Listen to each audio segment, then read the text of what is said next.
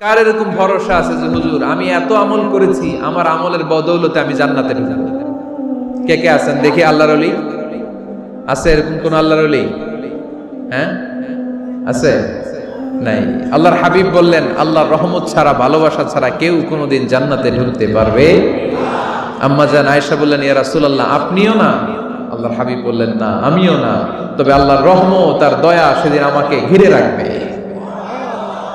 মান নুকিশা উযিবা, যার হিসাব আল্লাহ সেদিন চাইবেন সে ধরা খেয়ে যাবে। সব সময় আল্লাহর কাছে এই দোয়াটা যেন আমরা করি, আল্লাহ কিয়ামতের দিন তুমি আমার হিসাব নিও না, আল্লাহ তুমি আমার বিচার বসিও না, আল্লাহ তুমি দয়া করে আমারে মাফ করে দিও। আল্লাহ যার বিচার করবেন ও জাহান্নামে যাবে, আর যার বিচার করবেন না সে জান্নাতে যাবে। আল্লাহ যদি বিচার করে আর পাই টু পাই হিসাব নেয়, নামাজ পড়লি না কেন, রোজা রাখলি না কেন, মিথ্যা বললি কেন, খাদ্যে ভেজাল দিলি কেন, মাছে ফরমালিন দিলি কেন, যৌতুক খাইলি কেন, ঘুষ খাইলি কেন, উল্টাপাল্টা করলি কেন, জিনা করলি কেন, একটার পর একটা প্রশ্ন বানে যদি সেই ভয়ঙ্কর দিনে আল্লাহ আমাদেরকে জর্জরিত করে, আমাদের কোনো উত্তর আছে? সেদিন আমাদের বাঁচার কোনো উপায় আছে? তাই আমরা সবাই আল্লাহর কাছে দোয়া করবো, আল্লাহ কোনো বিচার টিচার মানি না, কোনো বিচার করতে পারবো না, দয়া করবা। কথা কয় না? কি করবে? এবার আওয়াজ করে বলেন, বিচার চান না দয়া চান? রোজ হাসরে হে আল্লাহ আমার করোনা বিচার, আল্লাহ করোনা বিচার, পড়েন আমিন। রোজ হাসরে হে আল্লাহ আমার করোনা বিচার, আল্লাহ করোনা বিচার, বিচার চাহি না তব দয়া চাহে এ গুনাহগার, আল্লাহ করোনা বিচার, পড়েন আমিন। তিনি যদি দয়া করেন তবেই আমরা জান্নাতে যেতে পারবো, ঠিক কিনা? এজন্য আল্লাহ বললেন, আর রহমানু আল্লামাল কুরআন খালাকাল ইনসান আল্লামাহুল বায়ান। আমি হলাম রহমান। কাফেররা বলে রহমানকে জানি না, রহমানকে চিনি না। আল্লাহ বলে রহমান রে চিনে না, আমার নাম রহমান, আমি দয়ালু, আমি মেহেরবান, ঠিক কিনা? এজন্য প্রতিদিন সূরা ফাতিহায় দ্বিতীয় আয়াতটা আমরা কি পড়ি? আর রহমান আর রহিম, ঠিক কিনা? তিনি দয়ার সাগর, তিনি মায়ার সাগর। আমরা বললাম, আল্লাহ ঠিক আছে আমরা বুঝেছি আপনি দয়ার সাগর, আর আপনি কি করেন? দ্বিতীয় আয়াতে আল্লাহ বললেন, আল্লামাল কোরআন, আমি কোরআন শিক্ষা দেই। শুধু দয়ার সাগর হয়ে আমি আল্লাহ বসে থাকি নাই, তোমাদের হেদায়েতের জন্য আমি কোরআন নাজিল করে দিয়েছি। আল্লামাল কোরআন, আমি কোরআন শিক্ষা দেই। আমাদেরকে কোরআন শিখিয়েছে কে? বিশ্বনবীকে কোরআন শিখিয়েছে কে? আল্লাহ। এজন্য দুনিয়াতেও যারা কোরআন শিখায় তাদের মর্যাদা বাড়ায় দেয় কে? বাংলার জমিনে যারা কোরআন শরীফ শিখায় এদের মর্যাদা সবচেয়ে কম, এদের বেতন সবচেয়ে কম, এরা সমাজে সবচেয়ে বেশি অবহেলিত, ঠিক কি না? তা আল্লাহর কাছে এরা সবচেয়ে বেশি সম্মানিত। আল্লাহর হাবিব বললেন, খায়রুকুম মান তাআল্লামাল কুরআন ওয়া আল্লামাহু, তোমাদের মধ্যে আল্লাহ তাআলার কাছে সবচাইতে প্রিয় শ্রেষ্ঠ ওই মানুষটা যে নিজে কোরআন পড়ে আবার অন্যরে পড়ায় দেয়। সুবহানাল্লাহ পড়েন। আপনি যদি কাউরে শুধু সূরা ফাতিহাটা শিখান, কোন সূরা? সূরা ফাতিহাটা যদি শিখায় দেন, সে যতদিন সূরা ফাতিহা তেলাওয়াত করবে ওই তার তেলাওয়াতের একটা পার্সেন্টেজ সওয়াব আপনার আমলনামায় আছে না নাই? সে যদি আবার আরেকজনের শিখায়, ওই লোক যদি আবার আরেকজনের শিখায় দেয়, এরকম যতজনকে তারা শিখাবে প্রত্যেকের তেলাওয়াতের একটা পার্সেন্টেজ সওয়াব আপনার আমলনামায় ঢুকায় দিবে কে? এজন্য কোরআন নিজেও শিখবো, অন্যকেও শেখাবো। রাজি আছেন তো? আপনাদের এখানে মসজিদে কোরআন শিক্ষার আসর আছে নাকি? হ্যাঁ, এই যে বাড়ির পাশে যে একটা মসজিদ দেখলাম, কোরআন শিখায়। কিবার শিখায়? প্রতিদিন। কে শিখায়? ইমাম সাহেব। বেতন টেতন দেন তো? কত দেন? 1 লক্ষ মাসে? 5,000 বলে কি?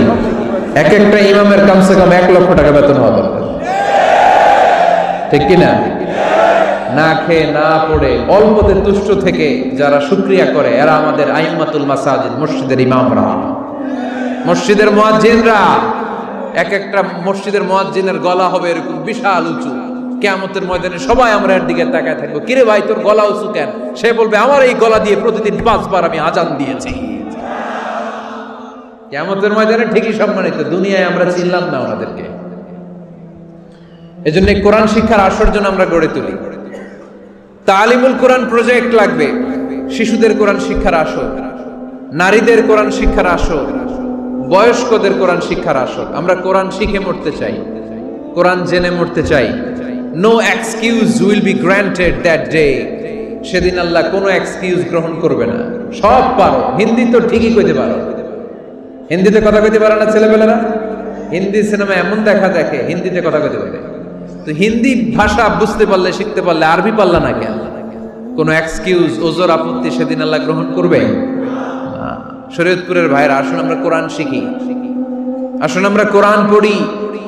প্রতিদিন একটা আয়াত হলেও কমপক্ষে আমরা যেন কোরআনের অর্থ পড়ি, বঙ্গানুবাদ পড়ি। রাজি আছেন তো? আপনাদের স্মার্টফোন আছে কার কার হাতে দেখি?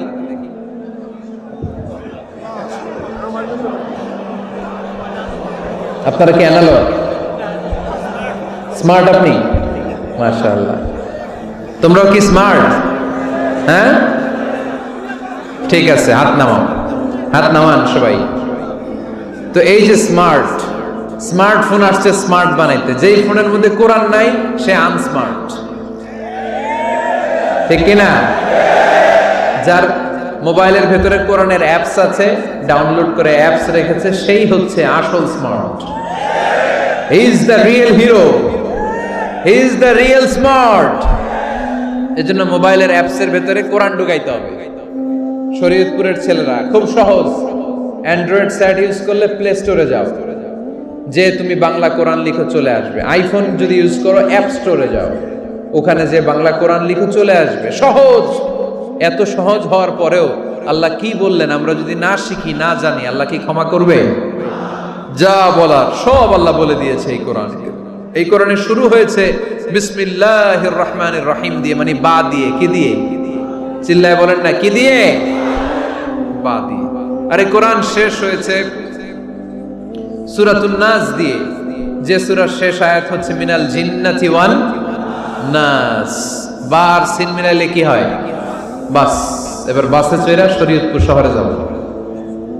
ওই বাস না, এই বাস মানে যথেষ্ট, এই বাস মানে সাফিসিয়েন্ট, কাফি। আল্লাহ বুঝালেন এই 30 পারায় 114টা সূরায় আমি যা দিয়েছি এটাই বাস, যথেষ্ট। নতুন করে আর কিচ্ছু লাগবে না। চিল্লায় বলেন ঠিক কিনা? এজন্য মোবাইলে কোরআনের অ্যাপস ঢুকাইবেন। কে কে ঢুকাইবেন আজকে থেকে দেখি? আমারে দেখানোর জন্য হাত তুলছেন? দেখাতে হবে একজনের, তিনি কে? আল্লাহরে দেখান, আল্লাহর ফেরেশতারে দেখান। এখন কই মারছে হাত? আল্লাহর ফেরেশতার কথা কইছি, আর ভয় ঢুকছে। ঢুকাবেন, ঢুকাবেন। এদিকে হাত তোলো না কেন? আছে? মাশাআল্লাহ, হাত নামান। আল্লাহ তুমি সব ভাইদেরকে কবুল করো। আমরা যেন মোবাইলে হিন্দি সিরিয়াল না দেখি, আমরা যেন ড্যান্স না দেখি, উলঙ্গ নৃত্য যেন না দেখি। আমরা যেন এই মোবাইলে কোরআন পড়ি। আমরা কান দিয়ে যা শুনবো তাতে যেন সওয়াব হয়। আমরা চোখ দিয়ে যা দেখবো তাতে যেন সওয়াব হয়, ঠিক কিনা? যেন কানে শুনি সদা তোমার কালাম, হে খোদা চোখে যেন দেখি শুধু কোরআনের আয়াত। শোনো আমার মুনাজাত, শোনো শোনো ইয়া ইলাহি আমার মুনাজাত, শোনো আমার মুনাজাত। পড়েন আমিন। তাহলে আমরা যে কিতাবটার সঙ্গী বানাবো, কিতাবটার নাম সবাই বলেন। আমরা যে কিতাবটারে বন্ধু বানাবো, এই কিতাবটার নাম, এটা আল্লাহর কিতাব। এই কিতাব সংরক্ষণের দায়িত্ব নিয়েছে কে? এই কিতাবকে কেউ ধ্বংস করতে পারবে? এই কিতাবের পিছু লেগে কেউ সুবিধা করতে পারবে? এই কিতাবের তাফসীর কেউ বন্ধ করতে পারবে? কোরআনের কথা ছড়িয়ে পড়বে যুগ থেকে যুগ, যুগান্তরে, দেশ থেকে দেশ, দেশান্তরে, ঠিক কি না? এটা এমন কিতাব, এই কিতাবের পিছু লেগে লাভ নাই। এই কিতাবের বাণী ছড়িয়ে পড়বে গোটা বিশ্বময়। অনেকে অনেক ষড়যন্ত্র করেছে এই কিতাবকে ধ্বংস করে দেওয়ার জন্য। আমাদের এই খোদ ভারতবর্ষে ষড়যন্ত্র হয়েছিল। ব্রিটিশরা যখন চলে গিয়েছিল, ওরা প্ল্যান করেছিল এই কিতাবকে কি করে আমাদের থেকে ডিটাচ করা যায়, কেমন করে আলাদা করা যায়। এর একটা কমিটি করে দিয়েছে, আপনারা গবেষণা করে দেখেন এই ভারতবর্ষ থেকে কেমন করে কোরআন দূর করা যায়। তারা বুদ্ধি করে বলল, এক কাজ করি, কারণ তাদের কোরআনের কপিগুলো মসজিদ থেকে বের করে আমরা আগুন দিয়ে জ্বালাই দিব, তাইলেই কোরআন শেষ। কোরআনের কপি যদি আগুন দিয়ে জ্বালায় দেওয়া হয়, তাহলে তার পৃথিবীতে কোরআন থাকবে না, না থাকবে? যদি আগুন লেগে ধ্বংস হয়ে যায়, ধ্বংস হয়ে যায়, যদি আগুন লেগে যায়, পুড়ে যায় পৃথিবীর সব বইয়ের দোকান, বিশ্ব থেকে হারাবে না পবিত্র কোরআন, বিশ্ব থেকে হারাবে না পবিত্র কোরআন, ঠিক কি না? পরে দেখলো না রিসার্চে গন্ডগোল আছে, অ্যানালাইসিস ভুল।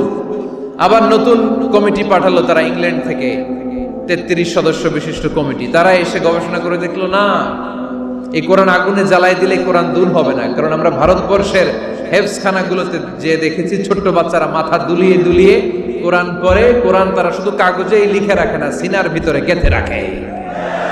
ওই কোরআন মুসলমানদেরকে শিখিয়েছে কে?